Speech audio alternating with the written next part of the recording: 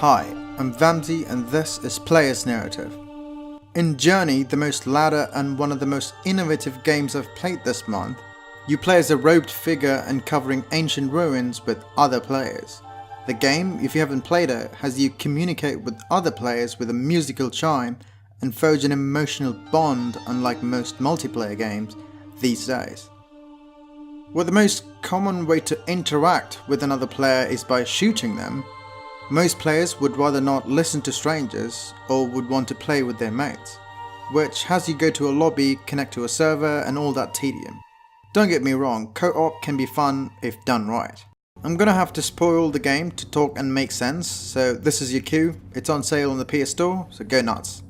Now, Journey has a simplistic design philosophy in its game mechanics. There's no guns, no health bars or navigational compass. You get the idea.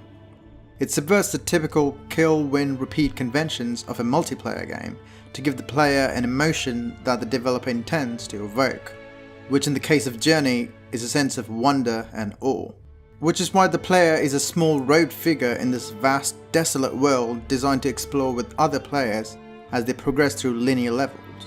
Rather than talking or fighting with them, you're interacting with them in a binary muted language to help each other in a playful, childlike way. You walk through levels discovering ruins and shout using musical chimes, which makes you jump or fly using a charge in your magical scarf you carry, which can be replenished with other flying carpets or even better, interacting with another player. Every game mechanic is purposefully diegetic, and others that are not relevant are pruned rigorously to prevent immersion breaking. It gives multiplayer a new meaning by reinventing the concept of a multiplayer game. Game designer Jenova Chen said in an interview to Gamasutra that, "We wanted to make an online game that brought an emotion that has never been done before in online games. If you look around at online games in console market, it's pretty obvious that no other games give you this feeling of connection with each other, of understanding." As Chen said, this palpable joy of just being helpful to a stranger, something toy or childlike. You might be walking down with no magic on your scarf and you meet a player. You ping to each other, you protect each other and you play around, sliding down the dunes of the desert. These are dynamic moments that the game creates, giving you the opportunity to meet and interact with another player. And before you know it, you've built an unspoken bond with a stranger organically. You're not forced to cooperate, you choose to, which in my opinion is the crux of connecting two players in a multiplayer. You might not hear from them or remember that player, but the next time you think of Journey, you'll remember them for their actions that they did, says Chen.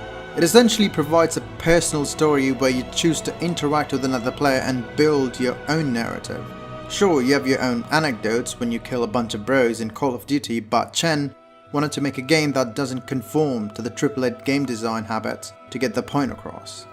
Emotion has always been Thatgamecompany's core design principle as seen in Flow and Flower. Chen always wanted to make games that people can relate to in real human situations. We've seen this in the brilliant Her story where you search words in a clunky old database to uncover a murder. Papers, Please lets you make the moral judgment by finding discrepancies to approve or deny someone's visa. Whereas climbing walls and cliffs in Uncharted is anything but real. Seriously, we can run the world with Nathan's grip strength, I tell you. Sorry, back to Journey. Ultimately, it's a journey for the player to experience something familiar and engaging intellectually from life to death, while interacting with other real human beings. So yeah, Journey is as simple as it gets with its design, and Journey's success should encourage more developers to get to the heart of their game and design it around that one real feeling and not just killing and emotes all the time. Hey guys, Vamsy here. I hope you enjoyed my analysis of Journey's design. If you want to see more of this and support the channel, be sure to subscribe and like the video. If you feel like doing a bit more, maybe share this video with people you might think would enjoy it. Sure.